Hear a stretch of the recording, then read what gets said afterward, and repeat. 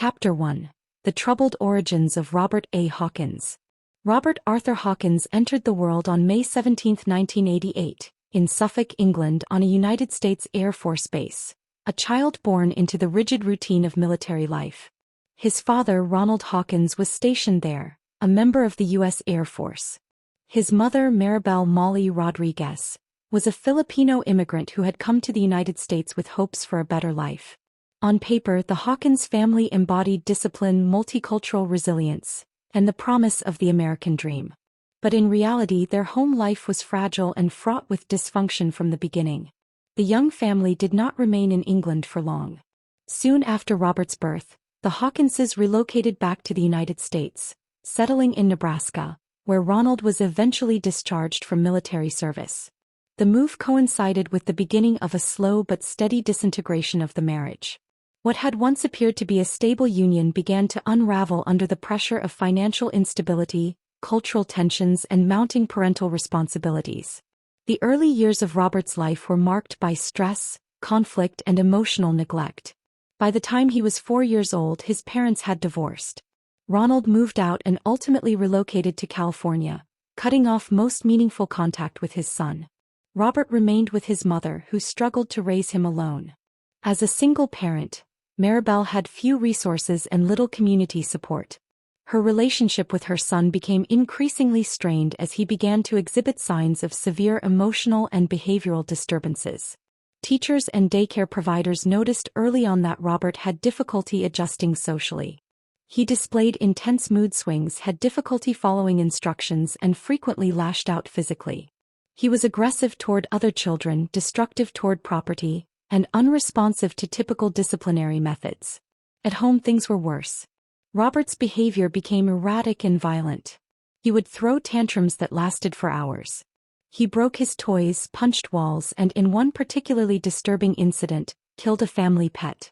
This act of cruelty raised immediate red flags.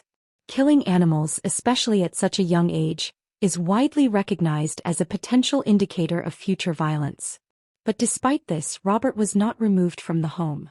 His mother, overwhelmed and unable to control him, turned to medical professionals for help. Robert was taken for psychiatric evaluations, and by the time he was 6, he had already received his first set of mental health diagnoses. The doctors diagnosed him with attention deficit hyperactivity disorder (ADHD), oppositional defiant disorder (ODD), and symptoms consistent with early-onset mood disorders.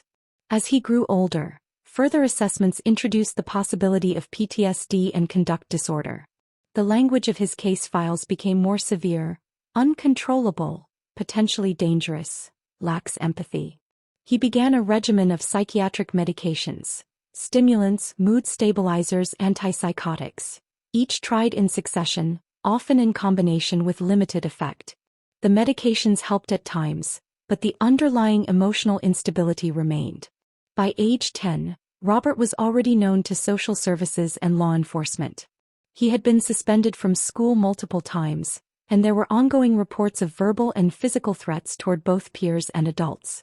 His mother filed several unruly child reports, at times fearing for her own safety. By middle school, Robert had been removed from several educational settings due to his behavior. The instability at home worsened as Maribel remarried. Robert did not take well to his stepfather, and his sense of alienation deepened. He often expressed hatred toward his mother's new partner, and this led to several explosive confrontations. The most serious came when Robert, around age 13, threatened to kill his stepmother during an altercation. He brandished a knife and made graphic threats. This incident became a turning point, not because it triggered effective intervention, but because it marked the beginning of Robert's formal journey through the state child welfare and juvenile mental health system. He was declared a ward of the state and removed from his mother's home.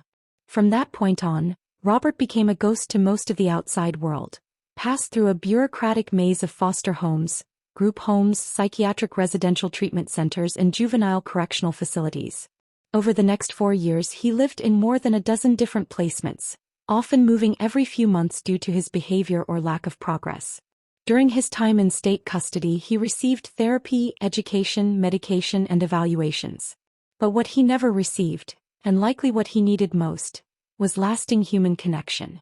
The revolving door of caregivers and clinicians created an emotional detachment that Robert himself acknowledged in his writings. He described feeling like he didn't matter, like he was just a file number. Professionals noted he was often charming when he wanted to be, capable of intelligent conversation and even humor, but underneath that surface lurked a seething resentment, a nihilism that became more pronounced over time. He expressed hatred toward the world, mistrust toward adults, and deep feelings of worthlessness. He began to fantasize about revenge and violence.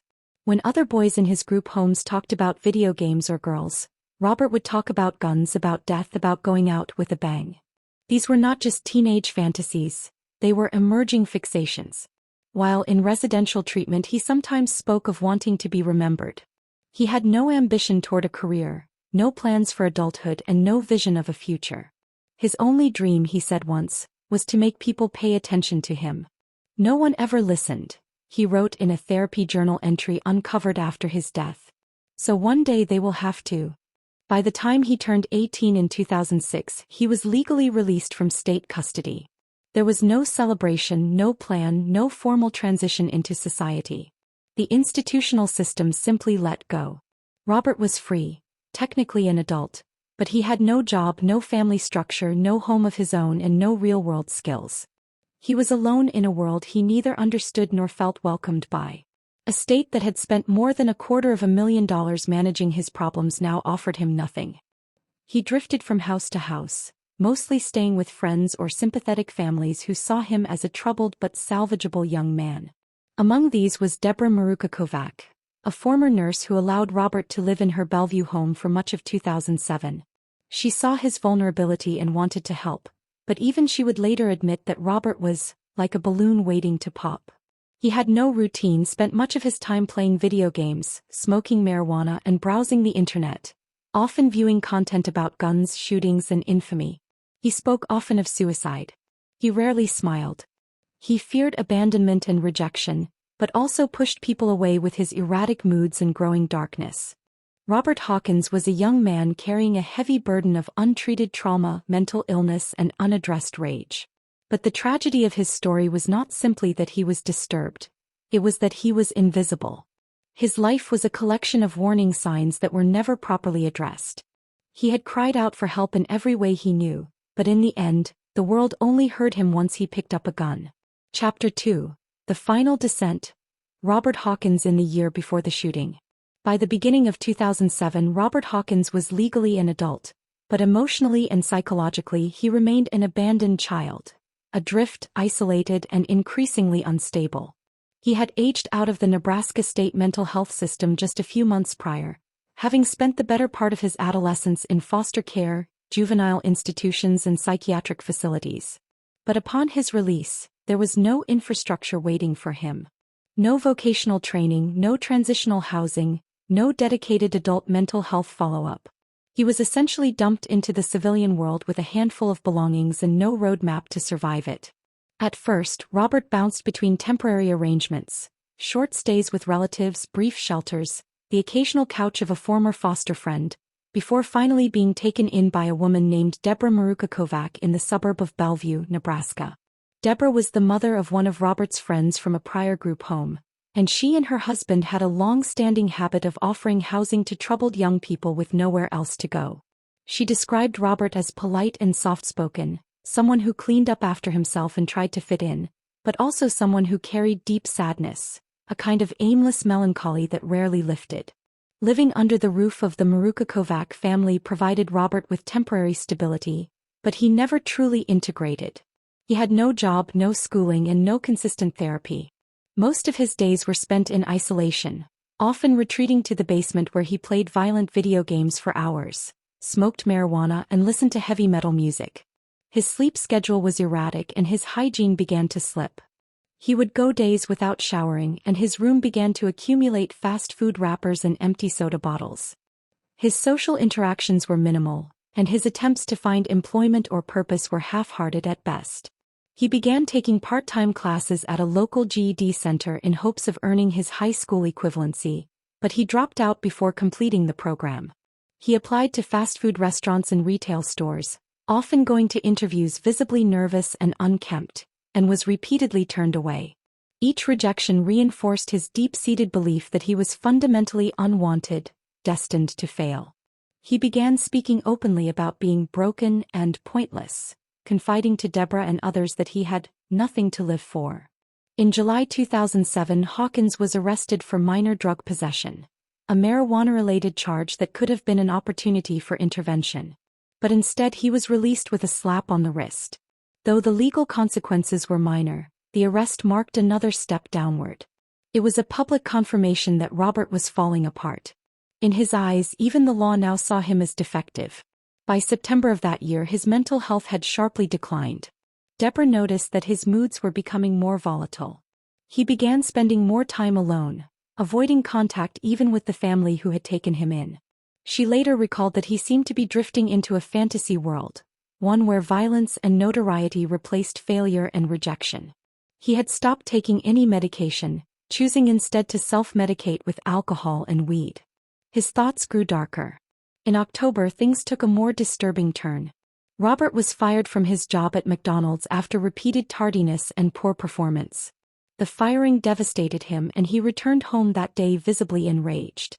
According to friends, he had started saying things like, "I'm gonna do something big one day, just wait and see."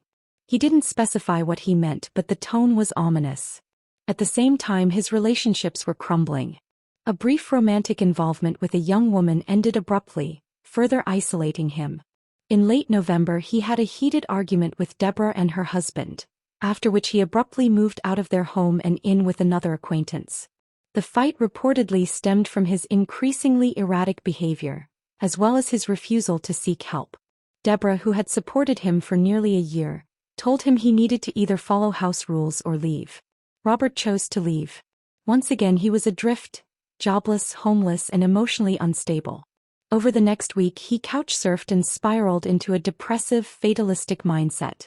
Those who saw him during this time said he appeared unrecognizable, pale, withdrawn, disconnected from reality. He began making cryptic statements to people, alluding to something big he had planned. But as with many people in crisis, these statements were brushed off or misunderstood as dramatic cries for attention. During his final days, Robert quietly began preparing. He obtained an AK-47-style semi-automatic rifle, a WZ-10, from the home of his friend's stepfather. The weapon was stored unsecured, and Robert knew exactly where to find it. He stole it without immediate detection and also took ammunition. In his final internet searches, he visited websites about the Columbine shooters and other mass killings. He read about their lives and their deaths. It became clear that he did not merely want to die, he wanted to make a statement.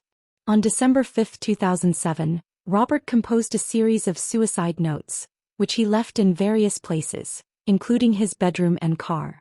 One was addressed to his landlady, others were written to friends. The most infamous was a note found later by police that contained the line, "Now I'll be famous." He dressed in dark clothing, put on a hooded sweatshirt with the words, "Now," spray-painted across the back in white letters, and gathered the stolen rifle and ammunition. In his car he left behind sentimental items. His old prescriptions, photos, some personal writings, all signals of planned departure. Then he made his way toward Westroads Mall in Omaha. The mall was bustling with holiday shoppers. It was early December and families were preparing for Christmas. Robert parked his car in the lot, entered through a side entrance near Von Moore, a department store, and made his way to the third floor. At approximately 1:43 p.m., he pulled the rifle from under his coat and began firing. But that moment belongs to a later chapter. What is critical to understand is this: Robert Hawkins did not snap in a single instant. His final descent was slow, grinding, and visible. His life had become a sequence of missed warnings, red flags ignored, cries for help unheard, and a system that lost track of him once he turned 18. In the end, he wasn't just invisible. He became infamous in the only way he believed the world would finally notice him. Chapter 3. December 5, 2007. 6 minutes of terror at Westroads Mall. The morning of Wednesday, December 5, 2007, dawned cold and overcast in Omaha, Nebraska. The air hung heavy with a damp chill, the kind that hinted at snow. The holiday season was fully underway, and the sprawling Westroads Mall just off Dodge Street was a bustling hub of Christmas shoppers. Its 2 levels housed over 135 stores, from fashion retailers and tech shops to food courts and department stores. In particular, Von Moore, a refined, family-owned clothing store, had drawn its usual weekday crowd: older shoppers, holiday gift hunters, and employees gearing up for the final rush before Christmas. For most people that day it was business as usual. But for Robert A. Hawkins, this was the final act in a long, tragic descent. The final morning. That morning, Robert woke early in the Bellevue home of a friend whose family he had been staying with. He showered, shaved, and dressed in dark clothing: a black hoodie, dark jeans, and sneakers. On the back of the sweatshirt he had spray-painted one word in white block letters: now. He didn't eat breakfast. He barely spoke. He left behind multiple handwritten suicide notes addressed to the family he was staying with, his ex-girlfriend, and to whomever finds this. The most chilling line in the notes: "I'm going out in style. Now I'll be famous." He wrote that he was sorry for everything, blamed his depression, and insisted that no one else was to blame. But in truth, Hawkins had grown obsessed with death, fame, and violent legacy. He idolized Columbine shooters Eric Harris and Dylan Klebold, browsing online forums and reading manifestos. He viewed himself as a forgotten soul who would only be acknowledged through horror. Just before 1:30 p.m. he left the house, carrying a WZ-10 semi-automatic rifle, an AK-47 variant he had stolen days earlier from a friend's stepfather. He packed 2 30-round magazines, over 60 rounds of ammunition, and carried the rifle concealed in a long coat. He got into his 1996 Honda Accord, parked at the edge of the Westroads lot, and made his way toward the mall, not to shop, but to make a name for himself through destruction. Entering the mall. At 1:36 p.m., Robert Hawkins parked his car in the lot outside Von Moore's east entrance. He sat silently for several minutes, mentally preparing. He pulled his hood up, grabbed his weapon, and entered the mall through the store's side door, the same one shoppers used every day. Surveillance footage would later capture his face: pale, eyes focused forward, expressionless. No one suspected anything. In Omaha, a place where people still held doors open for strangers, a kid in a hoodie barely raised an eyebrow. He moved calmly through the first floor of Von Moore, passing perfume counters, racks of sweaters, and shoppers meandering through Christmas displays. He reached the elevator bank at the back of the store, entered alone, and pressed the button for the 3rd floor, where customer service, offices, and gift wrapping stations were located. 1:43 p.m., the shooting begins. As the elevator doors opened, Robert stepped into the 3rd floor lobby, unzipped his coat, and revealed the weapon.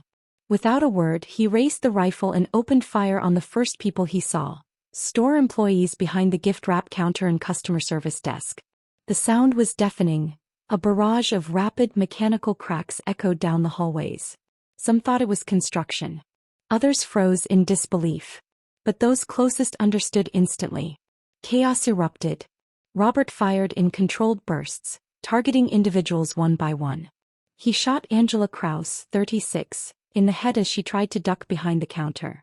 Gary Joy, 56, was hit in the chest as he reached for a phone. Magda Villarreal, 24, was shot twice while attempting to run.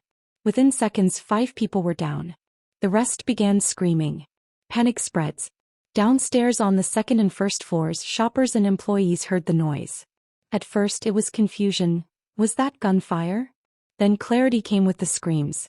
Dozens began running toward exits. Others hid behind displays or barricaded themselves inside fitting rooms and stockrooms. Inside the food court, some thought it was a holiday prank or movie shoot. But panic spread rapidly.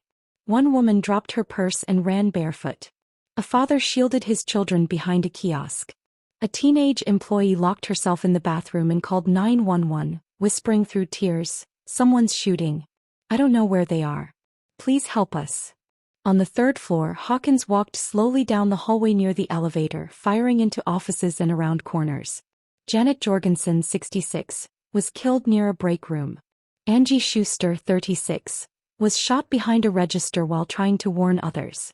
Robert reached the edge of the balcony and fired downward toward the shoppers on the lower levels, raining bullets from above. People dove for cover. An elderly couple was struck by falling glass from a shattered display. A mall Santa ushered children into a nearby storeroom. The 911 calls and police response. The first 911 call came at 1:43 p.m.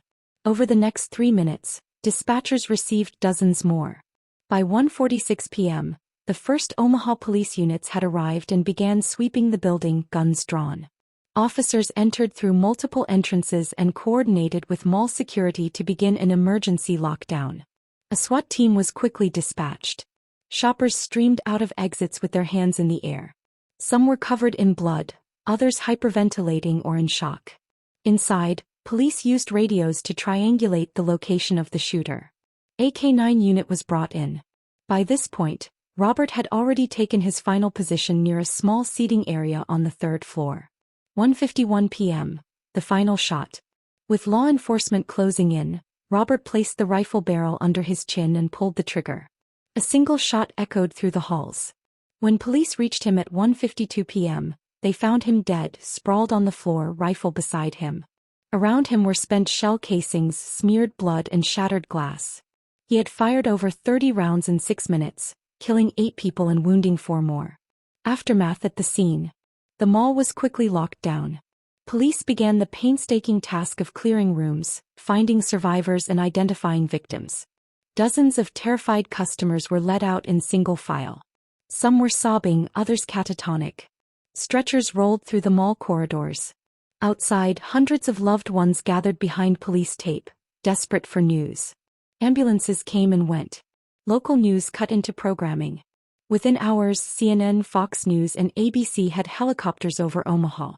By nightfall, the nation knew the name, Robert A. Hawkins, 19. The face of a boy who had once begged for help, now immortalized in tragedy. The victims in loving memory. Gary Scharf, 48. A cell phone salesman shopping on his lunch break. John McDonald, 65. Buying gifts for his grandchildren. Angela Kraus, 36, beloved Von Moore employee. Gary Joy, 56, a father, devoted husband. Magda Villarreal, 24, energetic, recently hired, full of hope. Angie Schuster, 36, joyful, hardworking and caring. Diane Trent, 53, preparing for family Christmas. Janet Jorgensen, 66, longtime employee readying for retirement. 4 others were shot, including a 61-year-old woman who survived a bullet wound to the chest. Westroads Mall remained closed for days, and the community of Omaha was left stunned and grieving. Police continued to analyze the scene, collect witness statements and piece together Robert Hawkins' final days. The investigation would later find no manifesto, no formal plan, just a fractured young man whose years of pain and rejection finally erupted into unspeakable violence. In 6 minutes, Omaha had joined the growing list of American cities scarred by mass murder. For the victims and their families, the horror would never end. Chapter 4. The Aftermath, Grief, Investigation and Public Reaction. The hours after the shooting at Westroads Mall were marked by an overwhelming sense of shock and disbelief. As word spread, the immediate reaction from both the local community and the nation was one of collective grief and confusion. For the survivors and victims' families, the horror of that afternoon would never be erased. For the city of Omaha, the tragedy was a shocking intrusion into what had been a peaceful, tight-knit community. The response of the city of Omaha. At 2:30 p.m., just an hour after the shooting ended, emergency response teams had evacuated the survivors and secured the building. But for those left behind, there was no escape from the nightmare. The chaos and confusion in the moments following the shooting had left many people trapped in stores, hiding in bathrooms, or in the backs of restaurants, all desperate for answers. Survivors who had witnessed the carnage firsthand couldn't process what had occurred. Many would remain in a state of shock for days or even weeks after the incident. A crisis center was set up immediately to assist survivors, families of victims, and first responders. Grief counselors were deployed and local officials began planning for memorial services and vigils. In the days following the shooting, Omaha's residents found themselves coping with an experience that felt surreal, a violation of their collective sense of safety. It was difficult for the community to reconcile the idea of violence erupting in a place that for so many represented the normal rhythms of life. Shopping for gifts, meeting friends for lunch, spending time with family. Despite the enormous sadness, the city government and local leaders rallied together to offer support. Mayor Mike Fahey addressed the public, expressing his shock and solidarity. He praised the police and first responders, but acknowledged that this tragedy had left an indelible mark on Omaha. Nebraska Governor Dave Heineman issued a statement expressing his condolences and promised that the state would stand by the victims' families in the coming days. Media coverage and national attention. As evening fell over Omaha, national media outlets quickly descended on the scene. By 7 p.m., television networks had interrupted their usual programming to cover the breaking news. CNN, MSNBC, and Fox News broadcast live from outside Westroads Mall, their reporters providing constant updates on the shooting, the shooter's identity, and the status of the victims. The 24-hour news cycle began its rapid, unrelenting dissection of the incident. The media frenzy surrounding the shooting was almost immediate. In Omaha, the police had confirmed that Robert Hawkins had taken his own life at the scene. As they pieced together the investigation, questions began to surface. Who was Hawkins? What had driven him to commit such an act of indiscriminate violence? How had he been able to access an AK-47-style assault rifle and ammunition? Reports began to paint a picture of a troubled, lonely young man. Robert A. Hawkins, 19, was described by friends, acquaintances, and even his own family as someone who had been struggling with mental illness for years. Interviews with people who knew him painted a portrait of a young man who had experienced considerable emotional distress, neglect, and isolation in his life.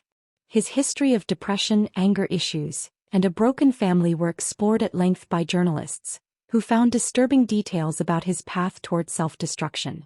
Psychological profile. The mind of Robert Hawkins. Robert Hawkins had spent years living in various foster homes and with family members, experiencing a fragmented and unstable childhood.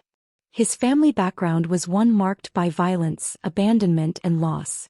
Hawkins' mother, who had struggled with substance abuse, had not been in his life for several years, and his father was mostly absent. It was reported that Robert had been deeply affected by his parents' inability to provide a stable and loving home environment.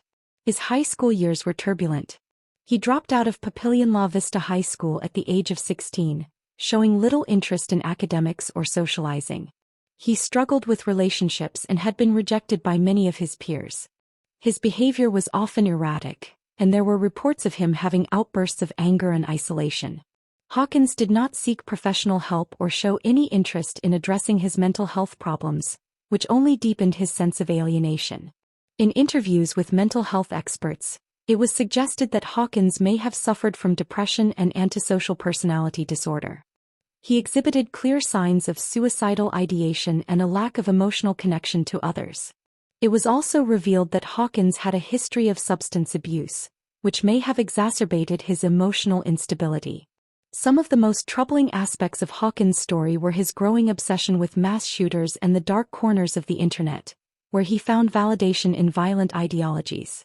He spent time researching infamous cases like the Columbine High School shooting, idolizing the perpetrators, and fantasizing about achieving a similar form of notoriety. His final words, written in his suicide note, "Now I'll be famous," reflected his twisted desire to leave a legacy through violence. The political fallout and gun control debate. As details of the shooting emerged, the national discourse quickly turned to issues of gun control and mental health.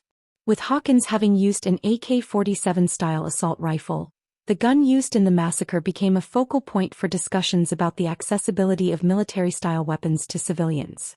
Critics of lax gun laws seized on the incident, demanding stricter regulations on assault weapons, universal background checks, and restrictions on the sale of high-capacity magazines. The public outcry was visceral. Advocacy groups like the Brady Campaign to Prevent Gun Violence called for action, pointing out that mass shootings like the one in Omaha were becoming disturbingly frequent in America. These groups pushed for legislative action on both the federal and state levels to regulate gun ownership more rigorously. Opponents of gun control, including some Second Amendment advocates, argued that the shooting was an isolated incident and that further restrictions on lawful gun ownership would not prevent such tragedies. Instead, they called for more focus on addressing mental health issues and providing better resources for troubled individuals before they resorted to violence. The debate over gun rights versus public safety dominated the airwaves and created a sharp divide in public opinion. Lawmakers in Nebraska, like those across the nation, were forced to confront the reality of gun violence in their communities. The impact on mental health awareness. One of the more poignant reactions to the Westroads Mall shooting was the increased focus on mental health issues in America. Hawkins' story was a stark reminder that the mental health system in the United States was often ill-equipped to handle individuals struggling with severe psychological disorders. Many experts pointed to his history of emotional neglect and isolation, suggesting that if Hawkins had received proper treatment and intervention earlier in his life, the tragedy might have been prevented.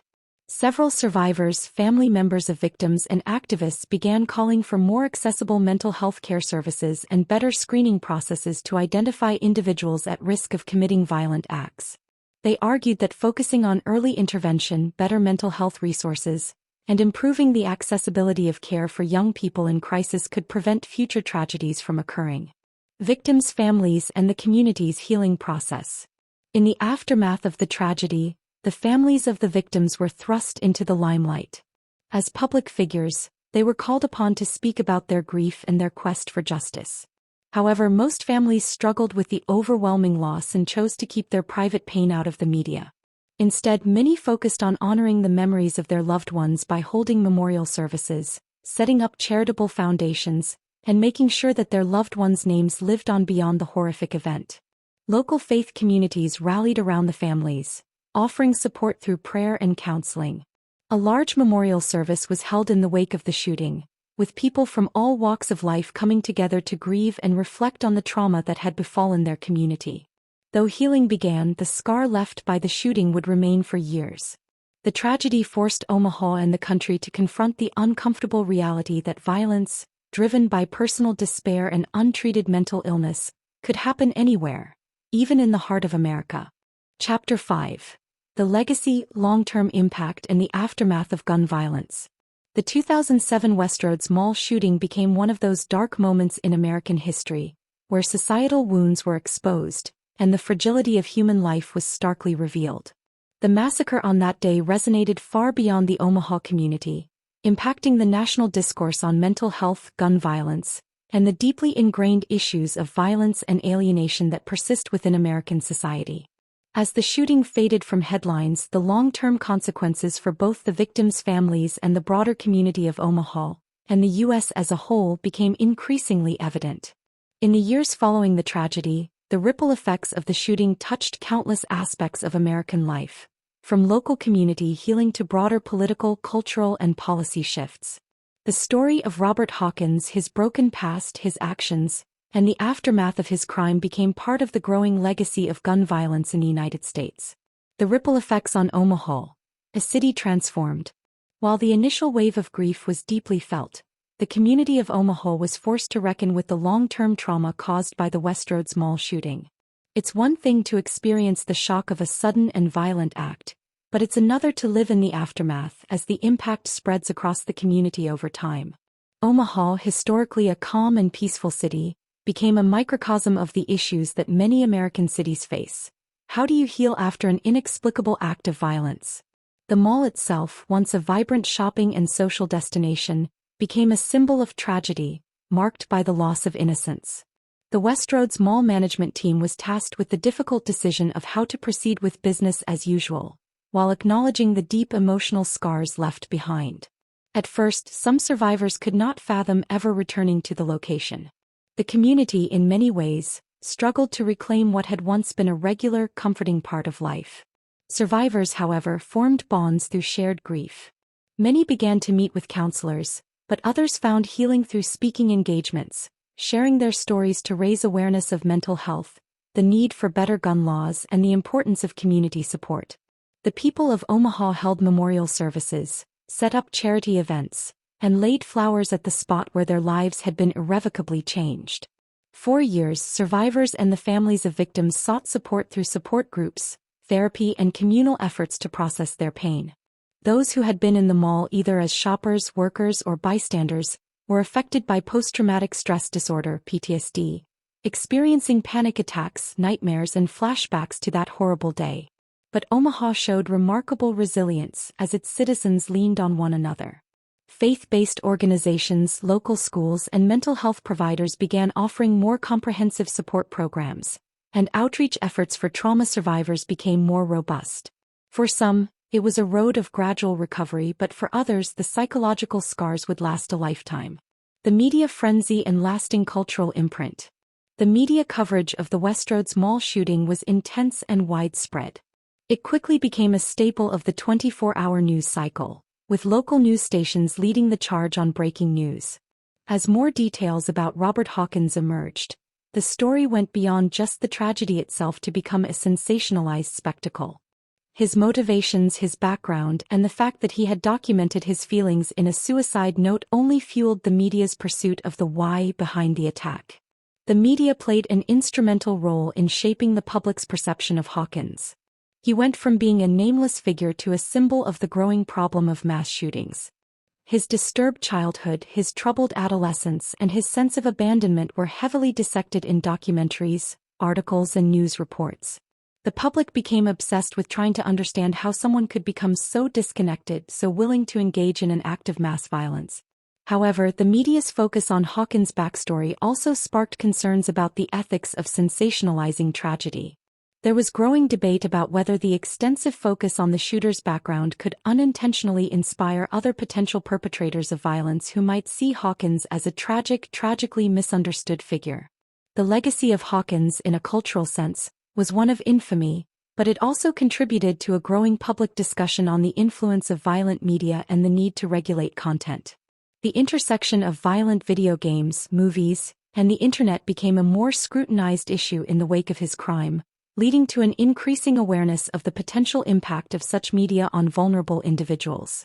The gun control debate, a nation divided. The Westroads Mall shooting occurred at a time when the United States was already embroiled in heated debates over gun rights and gun control. Hawkins used an AK-47-style semi-automatic rifle, a weapon that was commonly associated with military use, and that fact became a flashpoint for national conversations about the availability of firearms to civilians. The shooting reignited calls from gun control advocates for stricter regulation of assault-style weapons, better enforcement of existing laws, and more comprehensive background checks. The tragedy added to the growing list of mass shootings involving military-style rifles. This prompted many advocacy organizations, including the Brady Campaign and Everytown for Gun Safety, to demand more stringent restrictions on the sale and distribution of high-powered firearms, with a particular focus on assault rifles and high-capacity magazines. The response, however, was highly polarized. Gun rights groups such as the National Rifle Association (NRA) pushed back hard against the growing demands for more gun regulation. They argued that the real issue was not the weapon itself, but the failure of mental health systems and the lack of intervention in Hawkins' life. They suggested that more regulation would not prevent individuals like Hawkins from obtaining guns illegally, especially when many mass shooters were able to bypass background checks through private sales and gun shows. In the years that followed, the U.S. continued to see a growing public divide over gun control, with calls for reform frequently clashing with advocacy for the Second Amendment. Even as mass shootings became more frequent, Congress struggled to pass any significant laws on gun safety or assault weapon bans. The political stalemate over gun control was particularly frustrating to those who felt that the status quo was failing to protect communities and prevent tragedies like the one at Westroads Mall. Mental health and public perception. A broken system. One of the most profound implications of the Westroads Mall shooting was its impact on the way mental health issues were perceived in the context of mass violence. Hawkins was not just a lone gunman. He was a deeply troubled individual with a history of depression, isolation, and mental health challenges that had gone untreated. In the aftermath of the shooting, public attention turned to the inadequacies of the mental health system. Hawkins had clearly been struggling with emotional and psychological issues, but his access to care had been limited. He had a fractured family life, a history of substance abuse, and a troubled adolescence, but mental health professionals had not been able to intervene in a meaningful way. His story became a tragic reminder that mental health care in the U.S. was often underfunded and fragmented, especially for young adults. Advocates for mental health reform saw an opportunity to push for systemic change, including improved access to counseling, early intervention programs, and affordable care for people like Hawkins.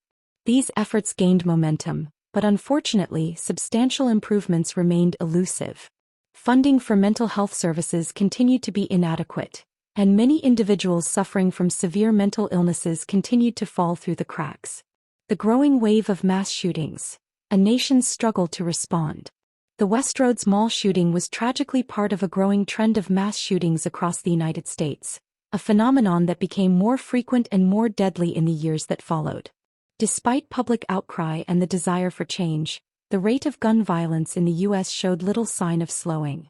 The shootings at places like Sandy Hook Elementary School, 2012, the Aurora Movie Theater, 2012, and Las Vegas, 2017, underscored the persistent and escalating threat of mass shootings. In the years following the Westroads Mall tragedy, it became apparent that the U.S. was struggling to address the underlying causes of mass violence. Political gridlock, entrenched lobbying efforts from gun rights organizations, and the lack of a unified national policy led to a sense of despair among those who had been advocating for gun reform. Survivors of mass shootings and their families became tireless advocates for change, calling for common-sense legislation and public education on the impact of gun violence. Yet many of these efforts were stymied by political opposition. The Westroads Mall shooting, along with the other mass shootings that followed, became a stark reminder of the challenges of enacting meaningful policy reform in the face of a deeply divided nation. A culture shaped by violence. The cultural legacy. The legacy of the Westroads Mall shooting was more than just a series of lawsuits, legislative debates, and media sensationalism. It became a cultural touchstone, representing the broader issues of alienation, disconnected youth, and the growing vulnerability of communities across the country.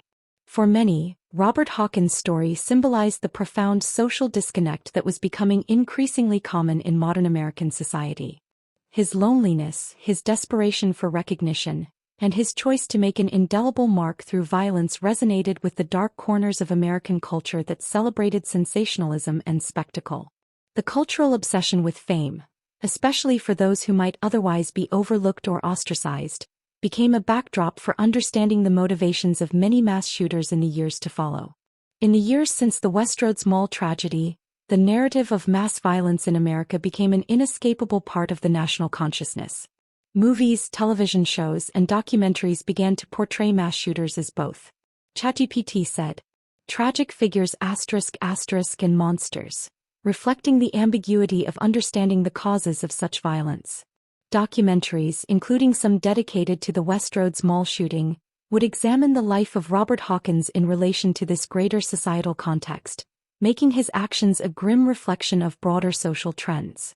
Through this examination of the long-term legacy of the Westroads Mall shooting, we see how the event was not just a localized tragedy but part of the larger American struggle with issues like mental health, gun violence, and the role of media in shaping the national consciousness. It's a haunting reminder of the need for a more compassionate and proactive approach to addressing mental health issues, the growing problem of gun violence, and the urgency of ensuring that tragedies like the one at Westroads Mall are not forgotten but used as a rallying cry for change. The legacy of that day, though marred by loss and suffering, continues to reverberate throughout Omaha and beyond, reminding us of the importance of healing, awareness, and the call for a more unified and caring society.